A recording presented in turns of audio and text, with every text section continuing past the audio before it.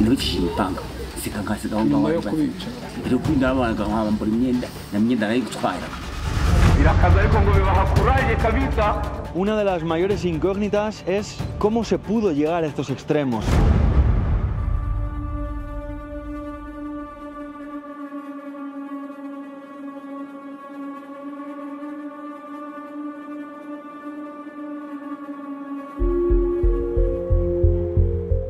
Tres décadas después de la terrible masacre de cientos de miles de Tutsi a manos de los Hutus, pocos se atreven a hablar hoy en día de aquellas matanzas.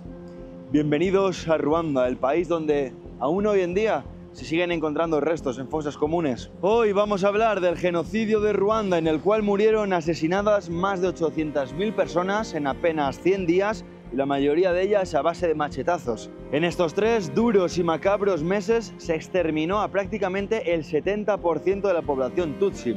Y el propio país de Ruanda, entre muertos y exiliados, refugiados, perdió entre el 20 y el 40% de su población total. También, antes de nada, quiero aclarar, me gustaría que supierais que he tenido fuertes complicaciones para poder estar haciendo esto aquí en Ruanda, para poder estar filmando, y es que aquí no se puede llegar con cámaras y una visa de turista, sino que hay que pedir acreditaciones de prensa. Estas acreditaciones son muy complicadas de conseguir para un tema como el genocidio, que ya os lo digo, actualmente es un completo tabú aquí en Ruanda. En un principio me las denegaron. Tengo los mensajes del gobierno desde donde se afirmaba que era un riesgo dejarme hablar del genocidio. Después, fijaos lo gracioso de la situación, puse un tweet y una story en Instagram, el gobierno lo vio y llamó a mi fixer diciendo: oye, nos sentimos un poco mal, no queremos que esté poniendo eso públicamente. Un tweet ha sido literalmente lo que desbloqueó este apartado gubernamental, nos concedió los permisos, porque nosotros, ya con la decepción, nos íbamos hacia otro país y finalmente ayer conseguimos estos permisos. Así que aquí estamos, como digo, en Ruanda, por el 30 aniversario del genocidio de los Tutsi, ese que empezó la noche del 6 de abril de 1994.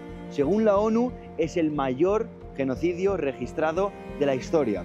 Ese que convirtió a este pequeño país de Ruanda en una gigantesca fosa común. Ese que es conocido también como el último genocidio del siglo XX.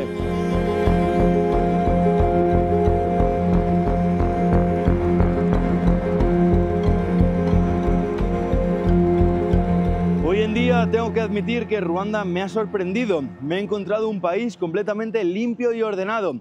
No solo diré de los que más en África, sino casi diría de los que más en el mundo. Durante estos días vamos a recorrer diferentes zonas de la ciudad de Kigali, la capital del país, incluso también áreas rurales, para conocer la historia de diferentes lugares muy conectados con este genocidio, como por ejemplo el puente que tengo tras de mí. En aquellos terroríficos días de persecuciones y de asesinatos, traían a los Tutsi a este puente para poder lanzarlos al vacío. La altura, como veis, tampoco es demasiada. Por lo tanto, lo que sobre todo asesinaron y masacraron desde este punto, arrojándolos, como digo, a la carretera, eran a los propios bebés Tutsi. Ni los más pequeños se libraron de estas crueles matanzas.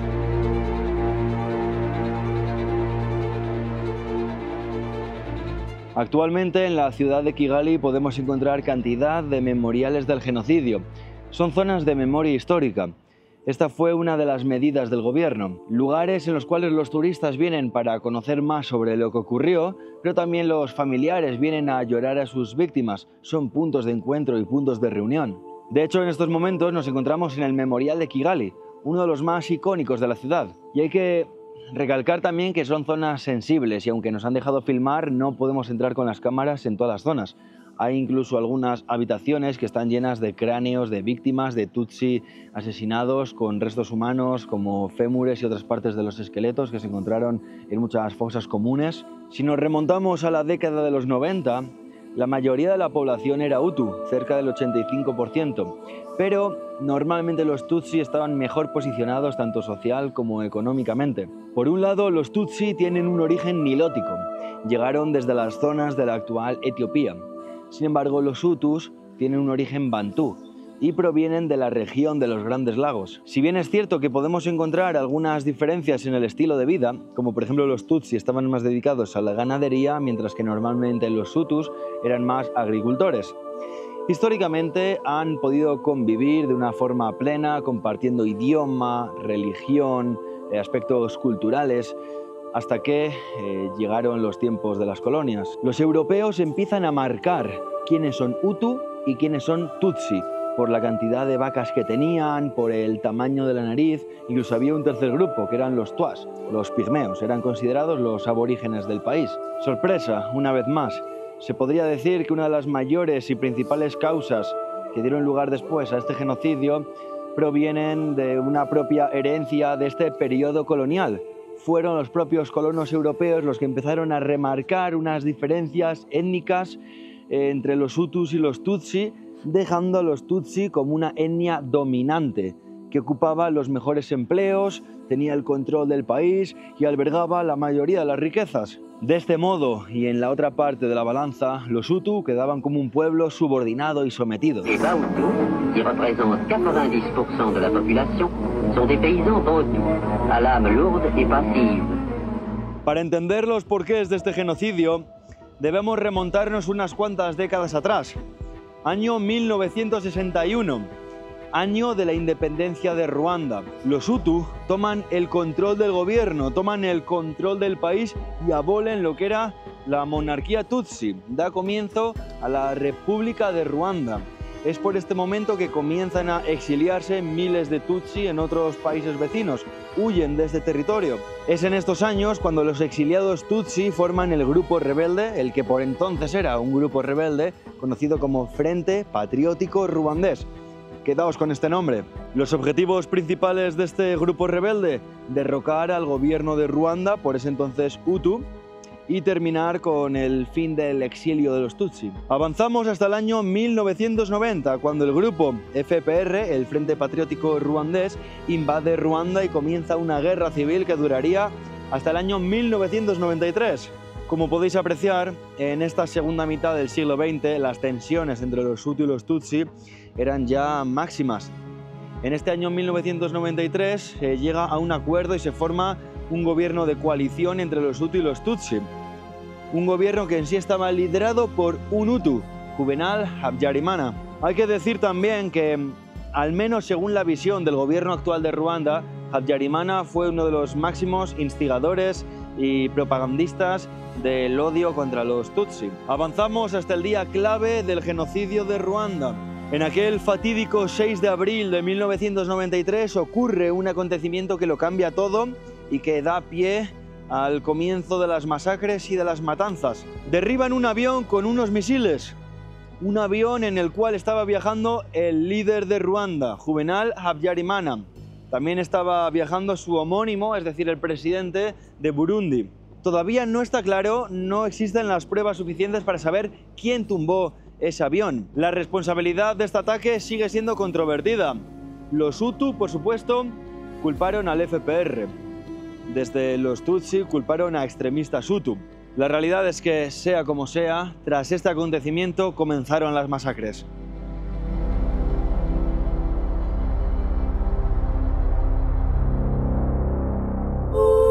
El genocidio de Ruanda, o el genocidio contra los Tutsi, fue organizado meticulosamente.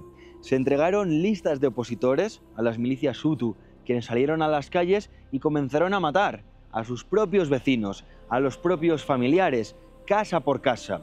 Se repartieron armas, unos pocos fusiles, pero la mayoría machetes, hachas, y de esta forma tan sanguinaria comenzaron a terminar con la población Tutsi. Recordamos que anteriormente no había ningún problema en el matrimonio entre Hutu y Tutsi. Se obligaba incluso a los propios maridos Hutu a matar a sus mujeres Tutsi a machetazos. Se debe recalcar, y este es uno de los puntos más importantes, de por qué el genocidio pudo llevarse a cabo de esta forma, que tras la llegada de los colonos europeos, de los colonizadores, las personas, los habitantes de Ruanda, en su propio carné de identidad tenían registrados si eran Hutu o eran Tutsi. Los europeos habían generado tal diferencia que después en el genocidio fue realmente fácil clasificarlos para saber a quién debían matar. En las propias calles se organizaban barricadas y se iban mirando carné de identidad por carné de identidad. Los Tutsi eran masacrados en grupo en las propias calles. Las consecuencias, por supuesto, fueron fatales. Miles de mujeres Tutsi secuestradas, y convertidas en esclavas sexuales. Hoy en día miles de ellas sufren de SIDA por estas violaciones. Muchísimos niños huérfanos convertidos en padres de familia. Y todo esto lo estamos hablando en un lugar también icónico y muy importante en toda la historia del genocidio. A mis espaldas el río Ñabarongo, donde en los tiempos del genocidio se arrojaron miles y miles de cadáveres. También fue un punto de huida, ya que las carreteras, como digo, estaban controladas. Se estaba exterminando a la población en masa. No solo eran Tutsi, también Hutus desertores, también Hutus que no querían matar a los Tutsi. A ellos, a los que no colaboraban, también se los mataba. Una de las formas de huida que intentaban era a través de las aguas del río, nadando, buceando hacia otras zonas del país. Pero este punto, como digo, todo el curso de este río, incluso hoy en día, es una auténtica fosa común. En aquellos tiempos, muchísimas personas intentaban huir también a través de estos cultivos altos que se encuentran en la misma ribera del río. Cultivos altos de azúcar, por ejemplo, que podemos mantener hasta los tiempos modernos y nos permiten imaginar aquellas persecuciones con machete a través de estas hierbas altas. Kilómetros de cultivos a través de los cuales también intentaban huir miles de personas. Por si la situación no era lo suficientemente macabra y terrorífica, estas aguas del río están infestadas, y más lo estaban antes, de cocodrilos. Muchos murieron también por los propios cocodrilos en el agua.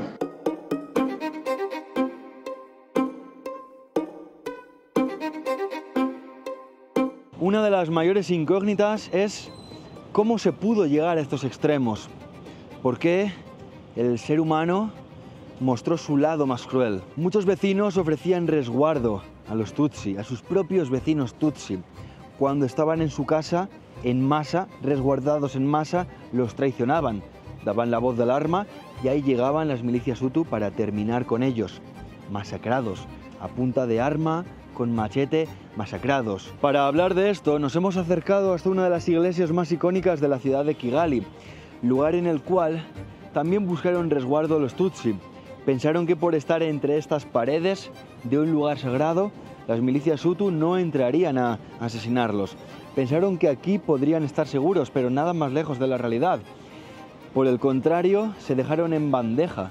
Eran presas fáciles para estas milicias que simplemente tenían que entrar y masacrarles también en grupo. Muchos curas, muchas monjas, los mismos clérigos eran quienes les traicionaban y daban también la voz de dónde estaban los escondites de los Tutsi. Me quedo asombrado porque 30 años más tarde la ciudad se ve moderna, parece que la población se ha olvidado. Cuando tú llegas, la primera fachada, la primera escena es como algo que casi no hubiera ocurrido, más allá de los memoriales, como si ya solo se mirara de cara al futuro.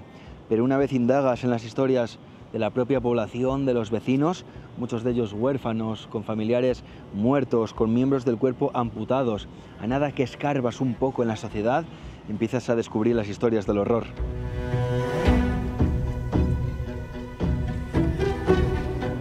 Por aquellos tiempos, los Hutu llegaron a crear una radio, la radiotelevisión libre de las 1000 colinas, en la cual se difundía pura propaganda de odio contra los Tutsi, en la cual se difundían nombres de Tutsi que debían ser asesinados, se difundían las direcciones, se instigaba al asesinato, con frases que se recuerdan como hay que asesinar a esas cucarachas.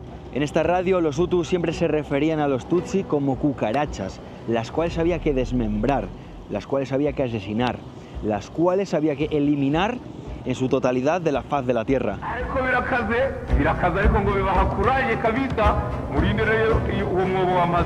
Genocide itself, it started a long time ago, not only in 1994. Genocide against the Tutsi in 1994, as I told you, I was in the street, living on the street. So the way it started, we had the plane being shut down, sleeping on the street somewhere, and then we had to wake up and come and see what it is. So we woke up, we could come out and see that there's a lot of bullets going in the air. In the first morning, that was the first time I saw a human being killing another human being. That was the soldiers who were protecting the president, the ex-president. They killed the lady. They just jumped in her chest until she passed. So they started shooting at us, and then we had to run. So me running, because there was a UN soldier, peacekeepers that time, and many people were running into the stadium to seek a refuge, because they were thinking that because there is a UN, no one is going to kill them there. So we all had to be running into the stadium. But in the stadium as well, many people died. Those who did not die on the way running to the stadium, many of them died because of different rockets were coming into the stadium. So ex-soldiers, ex-government knew that there's a lot of Tutsis in the stadium, and they started shooting. When I talk about genocide against the Tutsis in that time, and what I saw, you see, including talking about dead bodies, this road where we are standing now, it was full of dead bodies. Tutsis being killed and thrown in the street, eaten by the dogs, on this street, the same street. As a child, to be honest with you, my brain, it wasn't able to process what I was seeing that time. But let alone after genocide, and I believe many people who are the same age like me, even younger, who saw what happened. Some of them, these things comes back in now times. I will tell you that the trauma came after, and the people were able to deal with it as the years goes by.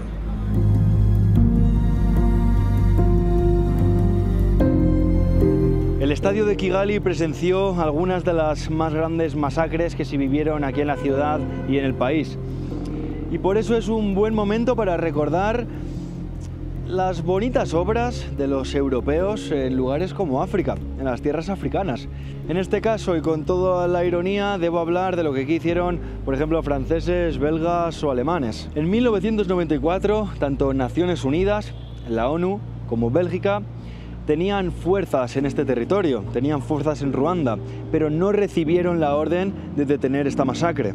Tenemos que ponernos en situación, y es que un año antes del propio genocidio, varios soldados estadounidenses habían sido asesinados en Somalia y habían sido arrastrados por las calles de Mogadiscio, de la capital del país. Es por eso que las órdenes desde Washington fueron no entrometerse en estas matanzas. Por el otro lado, Bélgica decidió retirar sus tropas después del asesinato de 10 soldados belgas aquí en Ruanda. Francia, de hecho, su implicación era tal que había entrenado a las propias tropas Hutu antes del genocidio. Lo que hizo Francia fue evacuar a sus ciudadanos. Por eso, incluso Paul Kagame, el actual presidente de Ruanda, acusó directamente a París, a Francia, de no haber hecho nada para intentar detener estas masacres y estas matanzas. Básicamente evacuaron a sus ciudadanos y se fueron, después de tener una implicación tan directa con este país. De hecho, podríamos hablar de esta forma de actuar de los franceses en África casi como un modus operandi. Han extraído recursos de medio continente, y cuando las cosas se ponen más feas por guerra, por genocidios, por terrorismo, simplemente evacuan a sus ciudadanos, recogen sus cosas y se vuelven a Francia. En resumen, la comunidad internacional no hizo absolutamente nada por detener este genocidio. Muchos gobiernos del mundo tardaron en usar el término genocidio, porque una vez que tú utilizas el término genocidio, significa que la comunidad internacional debe tomar cartas en el asunto, debe intentar mediar con la situación. Por esto, y aun siendo un genocidio obvio y claro, se intentó no mencionar la palabra genocidio. Incluso por aquí me dicen que hay presidentes, hay gobiernos que incluso hoy en día se refieren a lo que aquí ocurrió sin usar la palabra genocidio.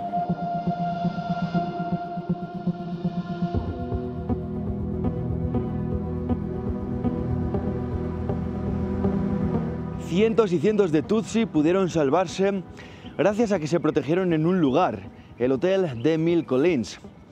Se pudieron esconder allí gracias a su gerente, llamado Rusesabagina.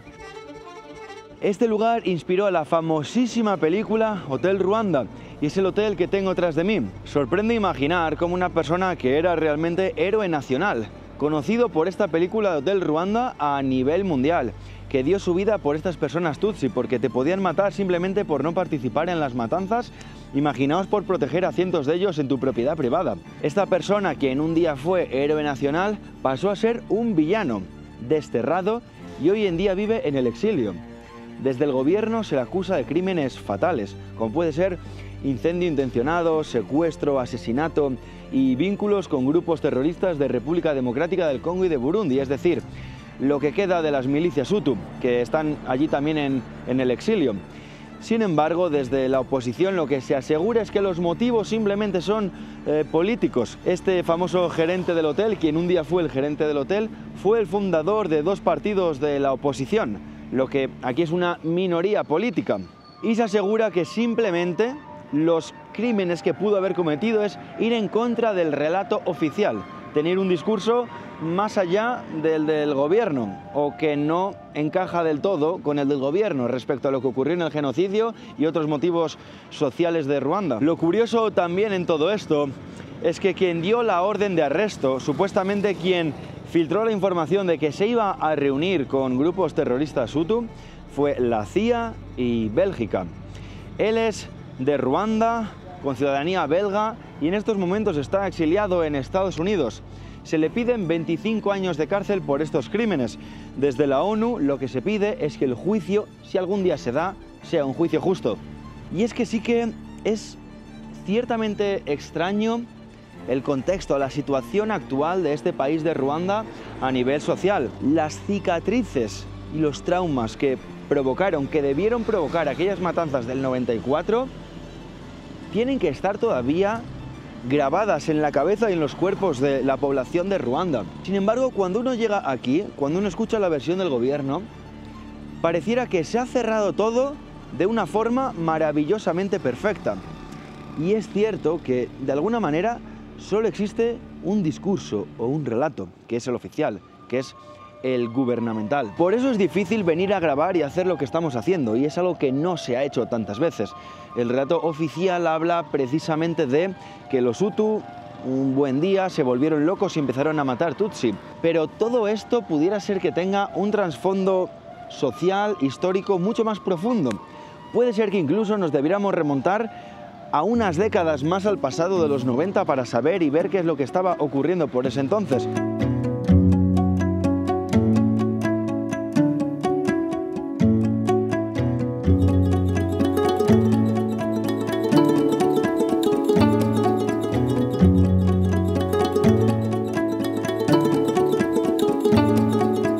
El FPR estaba bien organizado, estaba respaldado además por el ejército de Uganda. Por eso poco a poco fue recuperando territorio hasta que el 6 de julio de 1994 se planta en la capital, en Kigali, y retoma el poder. En ese entonces son los Hutu los que empiezan a huir y a exiliarse en otros países. Prácticamente 2 millones de Hutus terminan en la República Democrática del Congo, algunos también en otros países vecinos como Burundi o Tanzania. Según diferentes grupos de los derechos humanos, este genocidio termina con diferentes matanzas, en este caso del FPR, a los Hutus que intentaban huir, incluso a los Hutus que estaban ya en el territorio congoleño. Sin embargo, el FPR lo niega. Entonces, el lugar en el que estamos en estos momentos es conocido como zonas o lugares de unidad y reconciliación. Son lugares promovidos por el gobierno, lugares en donde los Hutu conviven con los Tutsi, es decir, perpetradores del genocidio del año 94 conviven con familiares de las víctimas. Para mucha parte de la población de Ruanda, imaginarse la existencia de lugares como este, la convivencia en pueblos así, es completamente imposible. Imaginaos los traumas psicológicos que aún mantienen. Como digo, también son ideas promovidas por el gobierno, pueblos construidos por el gobierno. Muchos de los Tutsi que están aquí, conviven con estos perpetradores del genocidio, son familias muy pobres que al final esta es la salida que han encontrado. Y hemos venido para poder hablar con los que en su día fueron Hutus y Tutsi, hoy en día catalogados como ruandeses, y nada más que ruandeses, oficialmente al menos por el gobierno. Vamos a conocer las historias que aquí se esconden.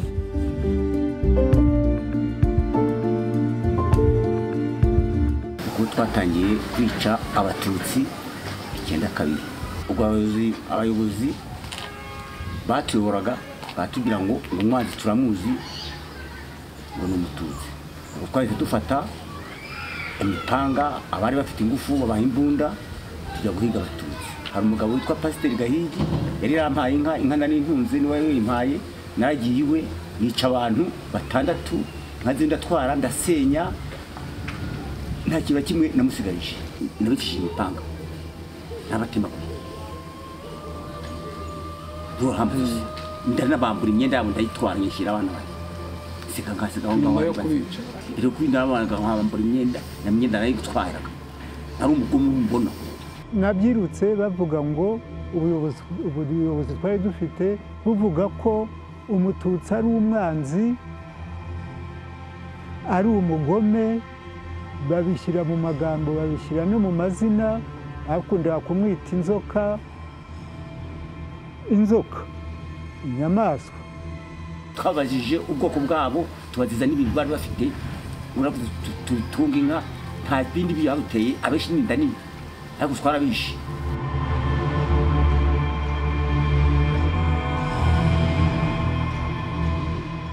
tuguma mu buzima turi bicibwa inyenzi mbese amazina mabi nta gaciro twari dufite hamwe njya nibuka neza nafite musaza wanjye arangije umwaka wa 8 icyo gihe ari wari uriho aza gutsinda icyari tamusimbuza w'umuhutu umwana aricara natwe ubwo papa akatubwira ati murajya kwiga se ngo muzakora iki bigeze 94 niyo bahise bavuga ngo Habyarimana ngo ndegera hanutse ngo noneho aho umututsi ari hose mu muhige mu mwici jenoside rero ibaye ababyeyi barabishe n'abana barabica twasigaye turi batatu ababyeyi banjye bo bishwe n'abajepe bari i Kigali ubwo abandi bo ntabwo namenye urupfu bishwe usibye musaza wanjye nkurikira amakuru ye niyo nabashije kumenya ko ari we batemaguye iminsi 3 bakamutema ntibamuhwanye bakagaruka bagatema ku munsi wa 3 baca igipande kimwe bajugunya hariya n'ikindi hariya ubwo twite bakamusatira kare ko umwana w'umututsi ari mu nda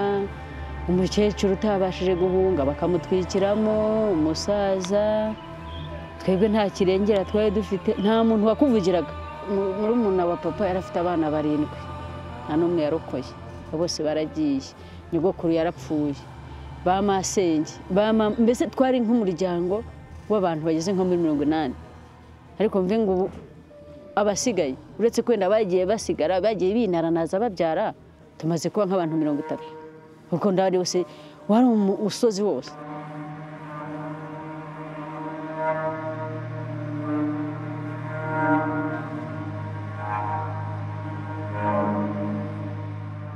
jewe nabashije guhunga nkungira mu Kabgayi mu kiliziya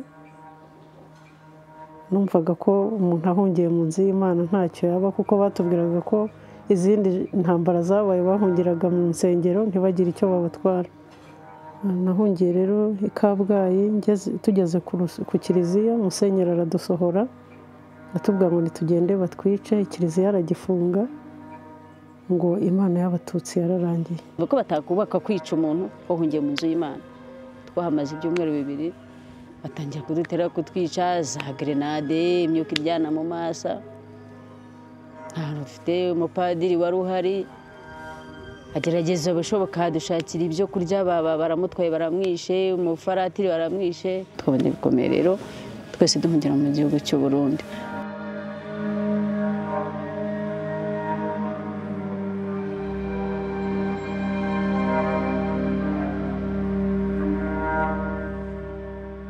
inkotanyi cyakoze zaje zifata zirafunga namaze imyaka 9 n'igice mu buroko cyeye rero iteka rya perezida wa repubulika rivuga ngo abemera icyaha bisaba imbabazi ngo ntibatahe mu by'ukuri ntabwo twabyakiriye neza twumvaga ko agaruye abicanyi mu gihugu twari turuhutse ntabwo bizaduhira perezida wa repubulika aravuga ngo uwasabye imbabazi abikuye ku mutima nimufungure agiye hanze ariko giye ntabwo nari nzi ko nzajya hanze ngo mpabe ko ntabwo nari nzi ko umuntu yishe umuntu yajya kubarara abanyarwanda ariko nyuma y'aho bafungure bakicara aha tukaganira no batangiye kudusaba imbabazi bavuga ati twe twarabeshye twita abagome tuzikora abatutsi abagome natwe tubasaba imbabazi ngiriye inama yo kwirega mpemera icyaha kugira ngo nzababarirwe ngaruke mu banyarwanda banyuma ubwo ngiye hanze bafunguye yanjyanye mu ngando namaze y'amezi 3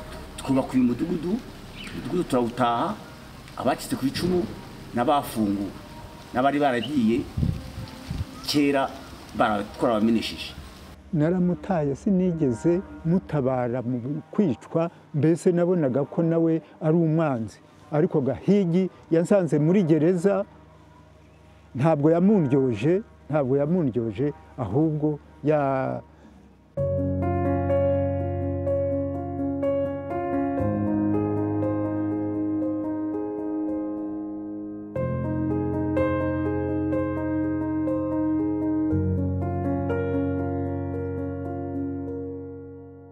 ubwa mbere kugira ngo urebane n'uwo wahemukiye ni ukuri usibye Imana yonyine ntabwo nzi ko nzabaho n'ubu kugira ngo nk'ubu ngubu ndi hano nkaba mbwiriwe ngomba kugenda akangaburira akama amazi ndetse ikimenyetso cy'uko yampaye izo mbabazi ubu umwana wanjye n'uwe mu minsi ishize barashakanye ubu bamaze kubyarana abana babiri ariko kubera kwiyakira imitima yacu ikabohoka numva ubuzima bwanjye bwarakomeje burakora ntabwo rero nabitinda kuvuga ngo nkomeze mbabare ko yankubise ibuye nkomeze wa muntu wadusahuye ntabwo narabababariye cyangwa uwanyiciye twabahaye imbabazi ntabwo wabitindaho nk'abo ngabo bishe musaza wanjye twaravuganye bambwira ubu urupfu bamwishe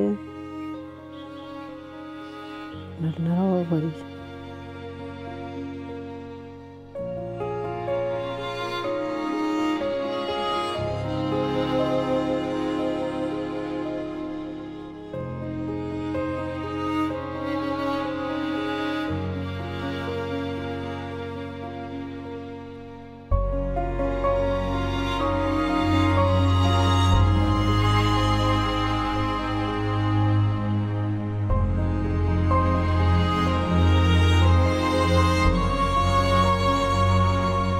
Nos encontramos en los alrededores de la ciudad de Muanga, también conocida como Gitarama. Aquí se encuentra la que, según medios internacionales, podría ser la cárcel más peligrosa y en peores condiciones del mundo. Es el lugar donde encierran a los prisioneros Hutu del genocidio. La mayoría de información que voy a decir en estos momentos, y esta vez considero que es realmente importante hablar de las fuentes, fue investigada o documentada a través de una comisión de los derechos humanos en el año 2015.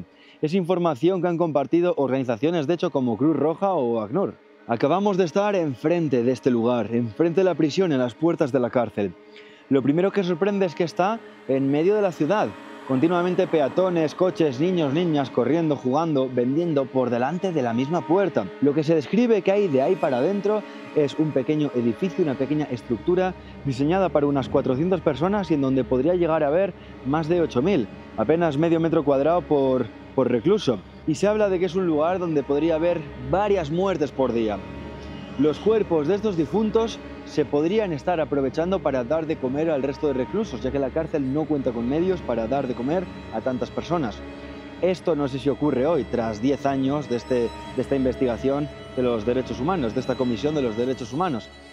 Es decir, la situación del país hace 10 y hace 20 años también era bastante diferente ahora. También es un territorio que se ha desarrollado bastante más y no tengo la información de cómo es hoy en día. Se describe como un lugar terrible, como el infierno en la tierra, como un lugar lleno de infecciones en donde el día que no mueren tantas personas, según decían estos estudios, estas investigaciones, se sorteaban a ver quién mataban para comérselo, donde los presos podrían tener traumas y cicatrices de mordidas de otros presos intentando comérselos vivos, y donde los presos y reclusos tienen todo tipo de armas. Yo no he estado ahí dentro, y el gobierno también niega o negó en su momento que esto fuera así. Simplemente os cuento lo que informaban estas investigaciones. También existen, y solo tengo esta información de que al menos existen, denuncias de detenciones ilegales o presos políticos, los cuales son acusados por odio étnico y podrían terminar en una cárcel como lo es Muanga o Gitarama. Y todo esto de nuevo sorprende también porque es otro contraste de Ruanda. Encontramos lugares como este, realidades como esta, en uno de los que es, sin ninguna duda, de los países más seguros de África y probablemente del mundo. Es un lugar donde el crimen tiene tasas bajísimas.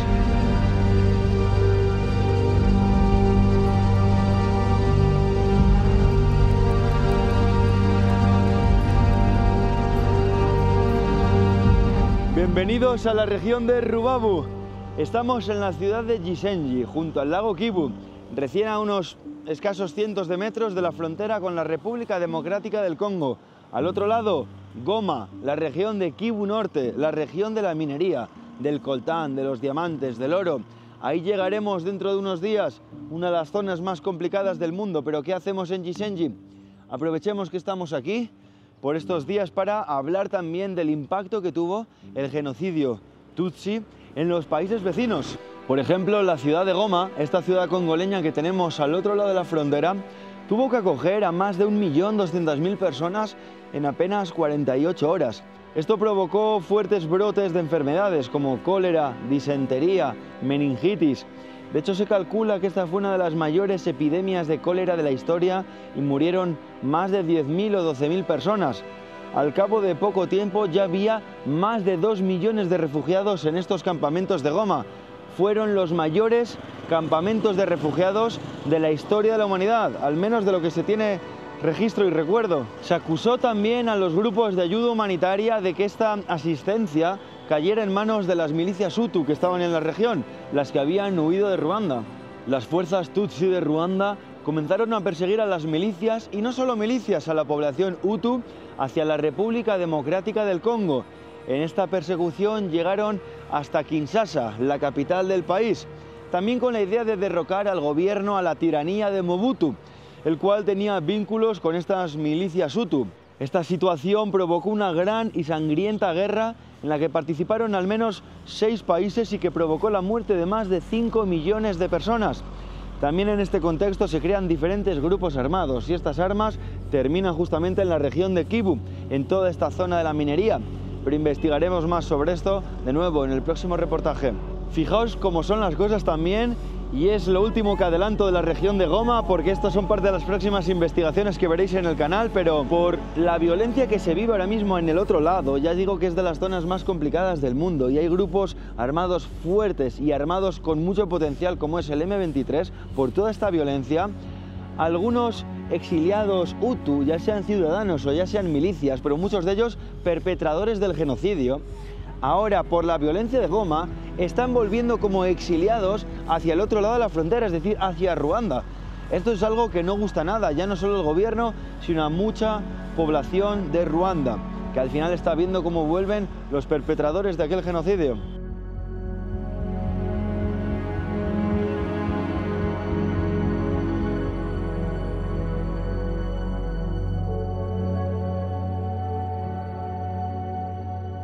Ruanda, incluso hoy en día en la actualidad, está considerado como uno de los países más pobres del mundo, como uno de los países también más densamente poblados de África.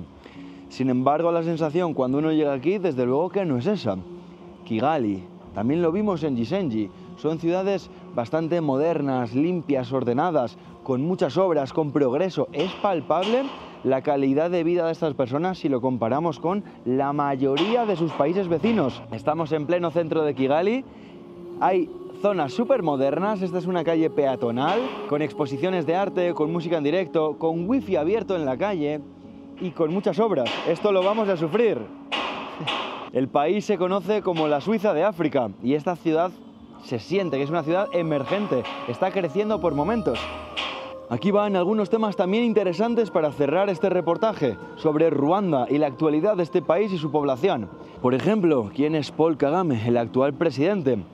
Está en el poder desde el año 2003, ya son más de 20 años. Pero aquí la clave y el punto interesante.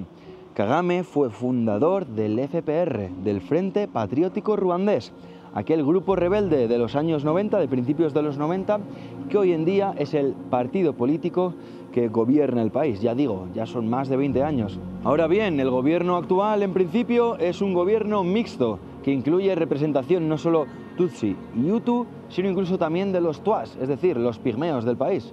El presidente ha sido elogiado por transformar y renovar de manera sorprendente el país en apenas 20 años.